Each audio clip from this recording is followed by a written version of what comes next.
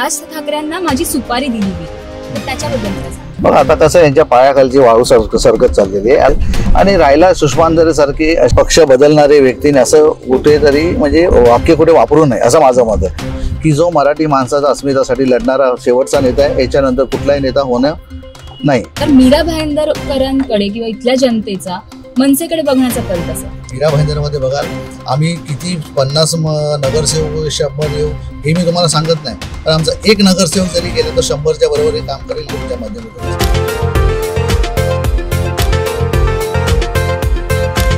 WhatsApp मंडळी, मी सायली चाळके आणि तुम्ही पाहताय MB लाईव्ह. मित्रांनो, लोकसभा निवडणुकीचे 4 टप्पे उलटून गेलेले आहेत आणि येत्या 20 मेला 5व्या टप्प्याची तयारी सुरू झालेली आहे. मुंबईसह ठाणे, कल्याण, भिवंडी आणि पालघर या जिल्ह्यांमध्ये 5व्या टप्प्याची निवडणूक होणार आहे. ठाण्याचा विचार केला तर ठाण्यामध्ये 6 विधानसभा आहेत आणि त्यातल्या एका विधानसभेमध्ये आज आपण आहोत, मीरा भाईंदरमध्ये.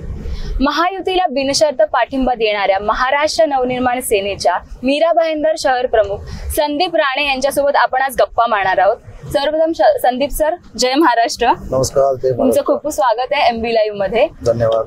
आज हा जो माहोल आपण क्रिएट केलाय गाडीमध्ये इंटरव्ह्यू घ्यायचा, त्याचं एक कारण म्हणजे मला असं कळालं की तुम्हाला गाड्यांची खूप आवड आहे. हो नक्कीच, मला गाड्यांची खूप आवड आहे. आज गेले 20 वर्षापासून म्हणजे फार म्हणजे मोठ्या प्रमाणामध्येच ही आहे, मला आवड आहे.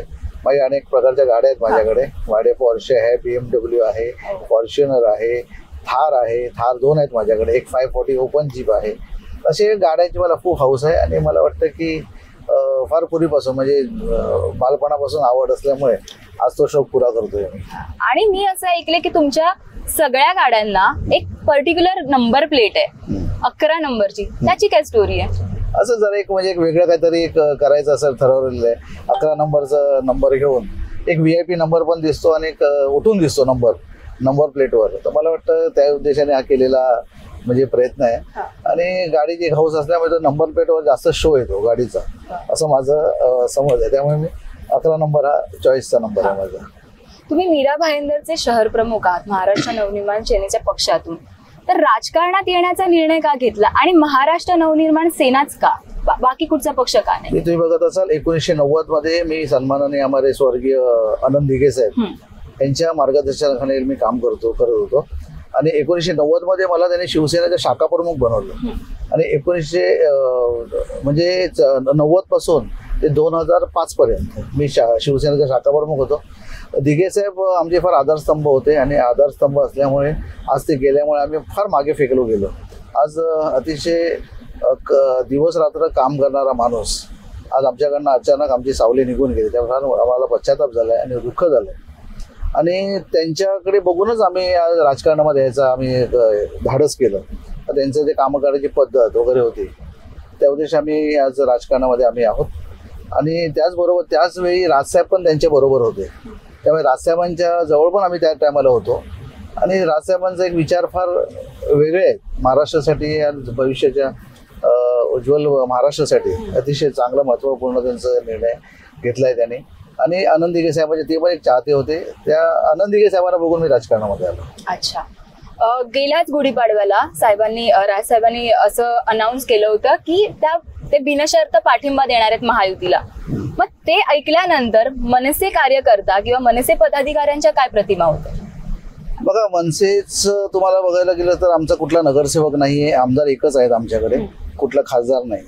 तर मला वाटतं महाराष्ट्र मनसेनेच एक म्हणजे राजसाहेबांनी जी घेतली भूमिका मी त्याचं स्वागत मनापासून करतो. त्याचं कारण असे कुठे मुख्य प्रवाहामध्ये येणं फार गरजेचं होतं. आज तुम्ही बघत असाल लाखो पब्लिक आज राजसाहेबांच्या सभेला येते, पण त्याचं रूपांतर ह्याच्यामध्ये का होत नाही मतामध्ये, हा मोठा प्रश्न आमच्या समोर जनतेसमोर आहेच. पण मला वाटतं हे जे पाठिंबा देण्याचं कारण असं आहे की नरेंद्र मोदी साहेबांनी जे कार्य केलेलं आहे, म्हणजे कार्य असू दे, आज तुम्ही बघत असाल राम मंदिरचा मुद्दा होता, हा मला वाटतं इतर कुठल्या पंतप्रधान असता तर झालाच नसता, इम्पॉसिबल होतं. पण ते पॉसिबल करण्याचं काम नरेंद्र मोदी साहेबांनी केलं. अशी अनेक गुजरातमध्ये जेव्हा राजसाहेब गेलेले तसे अनेक उदाहरणं त्यांनी राजसाहेबांनी बघितल्यानंतर कुठे ना कुठे मोदी साहेबांसारखं एक माणूस खंबीर नेतृत्व या देशाला पाहिजे असं त्यांचा कुठेतरी संमत झाला असल्यामुळे त्यांनी बिनशर्त पाठिंबा दिलाय. आणि येणारा विधानसभेमध्ये आम्हाला नक्कीच त्याचा फायदा होईल. नगरसेवकचं इलेक्शन येईल त्याच्यामध्ये आम्हाला नक्कीच 100% फायदा होईल. असं मला वाटतंय. तर त्या उद्देशाने हा दिलेला पाठिंबा असं मी समजतो. काही लोक नाराज झाले असतील, असू शकतात, मतभेद असू शकतात, मनभेद असू शकतात, पण मला वाटतं महाराष्ट्राच्या हितासाठी योग्य ते पाऊल उचललंय राजसाहेबांनी असं मला स्वतःला वाटतं. की राजसाहेब म्हणतात की मला एक संधी द्या किंवा महाराष्ट्र नवनिर्माण सेनेला एक संधी देऊन बघा. पण जेव्हा पहिल्यांदा महाराष्ट्र नवनिर्माण सेनेचा स्थापना झाली आणि त्याच्यानंतर जी निवडणूक झाली त्याच्यामध्ये जनतेने त्यांना पाठिंबा दिलेला आणि भरघोस मतांनी त्यांच्या सीट पण आहेत त्या निवडून आल्या होत्या. मग तेव्हा का नाही ते संधी प्रूव्ह करू शकले आणि आता ती संधी का मागतात? तुम्ही बघा की महाराष्ट्र निर्माण सेनेचे अध्यक्ष सन्माननीय राजसाहेबांच्या आशीर्वादाने आमदार निवडून आलेले. पण तुम्ही बघत असाल महाराष्ट्रामध्ये ही सिस्टमच आहे की दर 5 वर्षांनी काहीतरी बदल होत असतो. तुम्ही बघत असाल उद्धव ठाकरेंनी बीजेपीची युती केलेली, नंतर ती तोडली, नंतर परत काँग्रेस बरोबर गेले, नंतर राष्ट्रवादीचे 2 तुकडे झाले, शिवसेनेचे 2 तुकडे, असे अनेक सिस्टममध्ये बदल होत गेल्यामुळे काय कुठे ना कुठे जनतेमध्ये आम्ही पोचू शकलो नाही, ही वस्तुस्थिती आहे. पण तुम्ही बघत असाल की महाराष्ट्राच्या राजकारणामध्ये आमची कुठे सत्ता नसताना राजसाहेबांच्या दरबारामध्ये डॉक्टर असो, वकील असो, आशा वर्कर असो, कामगारांचा प्रश्न असो, हा गेल्यानंतर हा प्रश्न मिटतो, हे ज्वलंत उदाहरण लोकांनी बघितलेलं आहे. तर मला वाटतं की सरकार एका बाजूला ठेवा तुम्ही, पण न्याय ज्या ठिकाणी मिळतो त्या ठिकाणी लोक फार आशेने बघत आहेत. आणि महाराष्ट्राच्या जनतेकडून आणि जनतेला मला वाटतं असाच सन्मानाने राजसाहेबांसारखा जो मुख्यमंत्री भेटला तर मला वाटतं नक्कीच कुठेतरी चांगलं कार्य होईल त्यांच्या हाती, म्हणजे असं मला आशा आहे. आणि येणारा काळ तुम्ही बघत असाल हा सन्मान राजसाहेबांचाच आहे. राजसाहेबांच्या माध्यमातून महाराष्ट्राच्या जनतेला 101% तुम्हाला चांगलं जे एन्व्हायरमेंट असतं ते तुम्हाला नक्कीच मिळेल. तुम्हाला या माध्यमातून मी सांगतो. आताच कळव्याला सभा झाली साहेबांची, त्याच्यामध्ये श्रीकांत शिंदे आणि ठाण्याचे उमेदवार जे आहेत नरेश म्हस्के यांना पाठिंबा देणारी ती सभा होती. त्याच्यामध्ये त्यांनी एक व्हिडिओ लावला होता. त्यांचं ते एक फेमस वाक्य आहे की लाव रे तो व्हिडिओ. त्याच्यानंतर सुषमा अंधारेंचा जो व्हिडिओ लावलेला त्यांनी, त्याच्यावरती सुषमा अंधारेंनी एक प्रतिक्रिया दिली आहे की राज ठाकरेंना माझी सुपारी दिली गेली आहे. तर त्याच्याबद्दल काय सांगाल? बघा आता कसं यांच्या पायाखालची वाळू सरकत चाललेली आहे. आता ठीक आहे, बघा लाव रे तो व्हिडिओ, तो राजसाहेबांचा एक स्लोगन आता ते रेडी झाले. प्रत्येक माणूस कुठला तरी व्हिडिओ लावायचा म्हणजे हा स्लोगन वापरतो. म्हणजे राजसाहेबांचा किती धसका घेतला हे पण तुम्हाला मोठ्या प्रमाणामध्ये दिसेल. आणि राहिला सुषमा अंधारे सारखे असे पक्ष बदलणारे व्यक्तीने असं कुठेतरी म्हणजे वाक्य कुठे वापरू नये असं माझं मत आहे. असंही बघत असाल की सन्मानाने राजसाहेबांचं कार्य बघता त्याने कुठल्या तरी म्हणजे वेगळ्या कुठल्या दिशेने जात आहे असं तर दिसतंय. अजूनही बघा सर भ्रष्टाचारचा मुद्दा ते लोक घेऊन बसले. आज सुषमा अंधारे भ्रष्टाचारचं बोलते. एका बाजूने तुम्ही सांगताय की आमचे वडील पळवले, एका बाजूने बोलता आमची आई पळवली, एका बाजूने चिन्ह पळवलं. ही काय चिन्ह काय पळवण्याची गोष्ट आहे का? उगाच कुठला तरी फक्त तुम्हाला बोलायला येतं म्हणून तुम्ही काय हवं ते बोलत बसाल फक्त TRP वाढवण्यासाठी, हा त्याचा मधला उद्देश असावा असं मला वाटतं.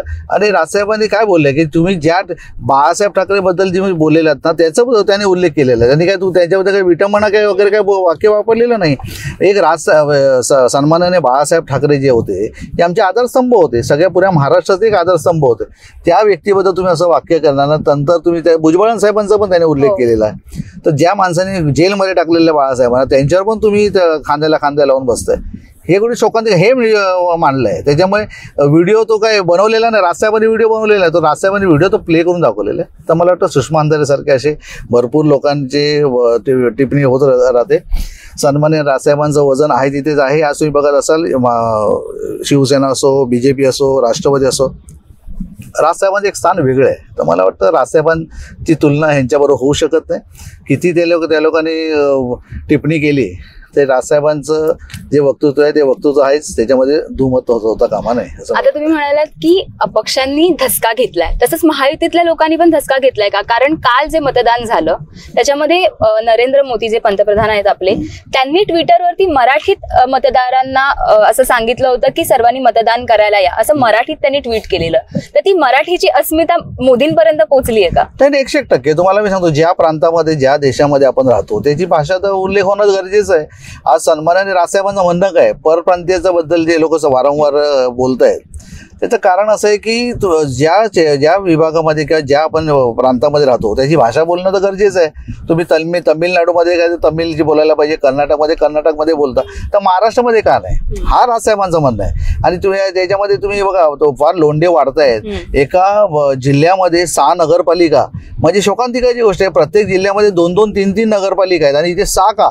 हा लोंढे दिवसांदिवस वाढतंय हा बोलण्याचा उद्देश होता की परप्रांतीला तुम्ही रोखा किंवा हा उद्देश नव्हता. काल पण प्रताप सरनाईक साहेबांनी प्रेसमध्ये सांगितलं की इथे फक्त युपीवाले हा लोंढा नाही आहे, मग बाकीचे पण जे मराठी लोक आहेत ते इतर प्रांतातून इकडे येत असतील त्यांच्यावर पण रोख लागायला पाहिजे, हा मुद्दा होता. त्यामुळे काय होतं, लोक काय राजसाहेबांचा एक मुद्दा बनवून स्वतःचं TRP कसं वाढवायचं या उद्देशाने हे काम चालू आहे. आणि तुम्हाला परत एकदा सांगतो, याच्या पायाखालची वाळू सरकलेली आहे. सन्माननीय राजसाहेब एक फार ज्वलंत व्यक्तिमत्व आहे आणि येणाऱ्या काळामध्ये राजसाहेबांचं फार मोठ्या प्रमाणामध्ये छाप या महाराष्ट्रामध्ये पडेल. आणि राहिला मराठीचा मुद्दा घेणारा एकच नेता आहे शेवटचा, मी तुम्हाला सांगतो की जो मराठी माणसाचा अस्मितासाठी लढणारा शेवटचा नेता आहे. याच्यानंतर कुठलाही नेता होणं नाही, हे तुम्हाला मी तुमच्या माध्यमातून सांगतो.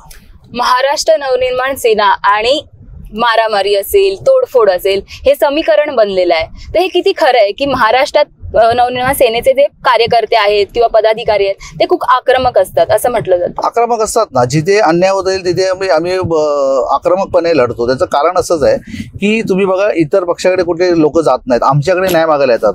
नवरा बायकोचं भांडणं असू दे किंवा बिल्डिंग सोसायटीचं भांडणं असू दे, फेरीवाल्यांचं भांडणं असू दे, रिक्षावाल्यांचं असू दे, सगळी माणसं आमच्याकडे येतात आणि आमच्याकडे न्याय मागण्याचा एक प्रयत्न करतात. त्यामुळे काय होतं, आमचं एक जे बघण्याचा दृष्टिकोन न्याय देणारी संघटना असल्यामुळे आमच्याकडे लोक फार आकर्षित आहेत. महिलांचे प्रश्न असो, आज आक्रमकपणे मांडणारे कोण, महाराष्ट्र नवनिर्माण सेनेचीच नगरपालिकेमध्ये तुम्ही गेलात, गटार असेल किंवा रोड असेल किंवा झाडांची कत्तल असेल, मँग्रोव्हची कत्तल असेल, काय असेल तर विषय मांडणारे कोण, महाराष्ट्र नवनिर्माण सेनेच आहे. तुम्ही मीराबाई महानगरपालिकेमध्ये जाऊन बघा, सगळ्यात जास्त अर्ज आमच्या लोकांचेच आहेत. कारण कुठे इतर लोकांकडनं त्यांना अपेक्षा नाही आहे, कामं होतात पण जी आक्रमकपणे व्हायला पाहिजे त्या उद्देशाने आमच्याकडे बघण्याचा दृष्टिकोन आहे. तर मला वाटतं महाराष्ट्र नवनिर्माण सेना असंच आक्रमकपणे काम करत राहील.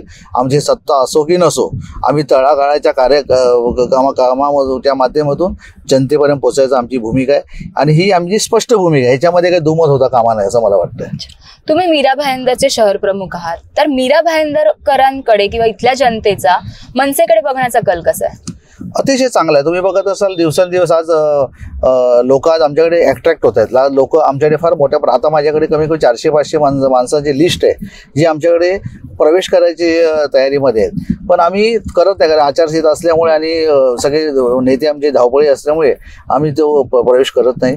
येणाऱ्या काळात तुम्ही बघत असाल, जे माजी नगरसेवक आहेत, जे कोंपणावर जे निवडून आलेले नाही आहेत, ही सगळी लोक आमच्याकडे अट्रॅक्ट आहेत. सन्मानाने राजसाहेबांकडे बघण्याचा दृष्टिकोन वेगळा आहे आणि मला वाटतं न्याय देण्याचं जे कार्य, ज्यांना खरोखर तळमळ आहे कार्यकर्त्याला की जनतेची आपण सेवा करायला पाहिजे, तर मला वाटतं त्यांनी महाराष्ट्र नवनिर्माण सेनेमध्ये प्रवेश करण्याचं ठरवलेलं आहे. येणाऱ्या काळामध्ये तुम्ही मीरा भाईंदरमध्ये बघाल, आम्ही किती 50 नगरसेवक 100 येऊ हे मी तुम्हाला सांगत नाही, पण आमचा एक नगरसेवक जरी गेला तर 100च्या बरोबरीने काम करेल तुमच्या माध्यमातून मी सांगतो. महायुतीचा जो उमेदवार होता ठाणे मतदारसंघातून खास करून, त्याच्यासाठी खूप मतभेद झाले होते भाजप आणि शिवसेने म्हणजे शिंदे गटांमध्ये. तर तुम्हाला काय वाटतं, आता जो उमेदवार दिलेला आहे महायुतीने नरेश म्हस्के, त्यांच्यासमोर अनेक नावं होती, म्हणजे प्रताप सरनाईक असतील, संजीव नाईक असतील, तर नरेश म्हस्केंना उमेदवारी देणं किती योग्य निर्णय होता महायुतीसाठी? बघा, नरेश म्हस्के हा माझ्याबरोबर काम केलेली व्यक्ती आहे. आम्ही दोघंही आनंद दिघे साहेबांचे सेवक होतो आणि त्यांचे कट्टर समर्थक होतो आणि तो फार तळागाळाचा राजकारणी आहे आणि कार्यकर्ता आहे. तर मला वाटतं सन्माननीय मोदी साहेब असतील, सन्माननीय एकनाथ शिंदे साहेब असतील, यांनी अतिशय चांगल्या प्रकारचा निर्णय घेतल्यामुळे मी त्यांचं मनापासून स्वागत करतो. आणि नरेश म्हस्के हाच ठीक आहे, मीरा भाईंदरमध्ये कोणाला परिचित असेल, पण ठाण्यामध्ये, नवी मुंबईमध्ये त्या ठिकाणी त्यांनी अतिशय चांगल्या प्रकारची कामं केली आहेत. महापौर असताना, सामान्य कार्यकर्ते असताना, म्हणजे सामान्य कार्यकर्त्यापासून त्यांनी आपलं हेच क्षेत्र चालू केलेलं आहे. खुर्च्या उचलण्यापासून, झेंडे लावण्यापासून आम्ही दोघांनी कामं केलेली आहेत. त्यामुळे मला वाटतं की तळागाळाचा राजकारण म्हणजे कार्यकर्त्याला तिकीट देऊन मला वाटतं फार मोठी जबाबदारी त्यांच्यावर टाकलेली आहे आणि अतिशय चांगला योग्य कॅन्डिडेट आहे असं मला तरी वाटतं. राहिला विषय बघा, प्रत्येक पक्षाची एक इच्छा असते की माझ्या पण माणसाला कॅन्डिडेट मिळायला पाहिजे, आमचा एक कोणता नेता असायला पाहिजे, ही स्वाभाविक आहे, ह्याच्यामध्ये काय गैर काही नाही. पण मला वाटतं की योग्य त्यांनी निर्णय घेतलेला आहे आणि उमेदवारी चांगल्या व्यक्तीला दिलेली आहे असं मला वाटतंय आणि अतिशय चांगल्या प्रकारचं काम ते करतील आणि या विभागामध्ये या उमेदवार जे दिल्यानंतर निवडून पण चांगल्या मताने येतील हे तुमच्या माध्यमातून मी सांगतो. मीरा भाईंदरचा जर आपण विचार केला तर महाराष्ट्र नवनिर्माण सेनेचं विजन काय आहे मीरा भाईंदरला घेऊन? आमचं विजन आहे की लोकांपर्यंत पोहोचायचं, लोकांपर्यंत आज जे त्यांची कार्य जे रखडलेली आहेत, कुठे जी कामं रखडली आहेत, फार मोठ्या प्रमाणामध्ये सोसायट्यांची कामं असं बघा, जसं रोडच्या माध्यमातून असो, गटरच्या माध्यमातून असो, सिवरेज लाईन या ठिकाणी नाही आहे, लोकांपर्यंत पोहोचण्याचं, लोकांचे जे समस्या आहे वाचा फोडण्याचं काम महाराष्ट्र सेना करेल आणि आमचे जे जनप्रतिनिधी निवडून येतील तुम्हाला मी सांगतो 100% दिवस रात्र एक करून लोकांपर्यंत पोहोचण्याचं काम करतील. आणि तुम्ही बघत असा आता आमची युतीचं वारं आहे, त्यामुळे आम्हाला म्हणजे आता सध्या तरी आमच्याकडे गमावण्यासारखं काही नाही, पण हासिल करण्यासारखं भरपूर काही आमच्याकडे आहे. तर मला वाटतं ही योग्य आता वेळ आलेली आमच्याकडे, तर त्याचं संधीचं सोनं करणं ही आमच्यासमोर एक चांगली गोष्ट आहे. तर मला वाटतं आपण पण मीडियाने पण चांगले आमचे जे निरोप असतील ते जनतेपर्यंत पोहोचवावेत ही माझी मनापासून इच्छा आहे. महाराष्ट्र नवनिर्माण सेना स्थापन झाल्यापासून आतापर्यंत ही पहिली अशी वेळ होती की जी आता कळव्यामध्ये सभा झाली साहेबांची, ती शिवसेनेच्या मंचावरती शिवसेनेच्या चिन्हासाठी झाली होती. तर विधानसभेमध्ये आम्हाला हे चिन्ह बदललेलं दिसेल का, की शिवसेना आणि महाराष्ट्र नवनिर्माण सेना हे एकत्र येऊन निवडणूक लढतील? 100% तुम्ही बघत असाल ना, कारण राजसाहेबांनी, सन्मान्य राजसाहेबांनी तोच निर्णय घेतलेला ना की विधानसभेपासून आम्हाला जे चांगलं आम्हाला वागणूक मिळायला पाहिजे, आमचे प्रतिनिधी यायला पाहिजे, या उद्देशाने हा गेलेला प्रयोग आहे. तर मला वाटतं की राजसाहेबांचे जे कमिटमेंट वरच्या लेवलला झाले असतील तर नक्कीच त्याचा म्हणजे यशस्वीरित्या आम्हाला त्याचं नक्कीच न्याय मिळेल. मी खात्रीला सांगतो, कारण तुम्ही बघत असाल उभाटा गट जो होता तो दिवसांदिवस खच्चीकरण होत चाललंय त्याचं, कारण त्यांचं काय होतं कुठेतरी अस्तित्वच टिकलेलं नाही आहे. त्यामुळे मराठी माणसासाठी जर महाराष्ट्रासाठी जर खरोखर जर त्या लोकांना म्हणजे एकामेकाला आपण सहकार्य करून जर कुठे सत्तेमध्ये यायला पाहिजे असं वाटतं, तर महाराष्ट्र नवनिर्माण सेना हे परफेक्ट त्यांचं एक चॉईस आहे असं मला वाटतं. आणि नक्कीच तुम्हाला एक चांगलं चित्र निर्माण झालेलं दिसेल या विधानसभेमध्ये आणि चांगला निर्णय पण निघेल आणि चांगले आमचे सीट पण निवडून येतील तुमच्या माध्यमातून. तर मित्रांनो, हे होते आपल्यासोबत संदीप राणेजी. त्यांनी आपल्यासाठी एवढा वेळ काढलाय त्यासाठी खूप खूप धन्यवाद संदीपजी.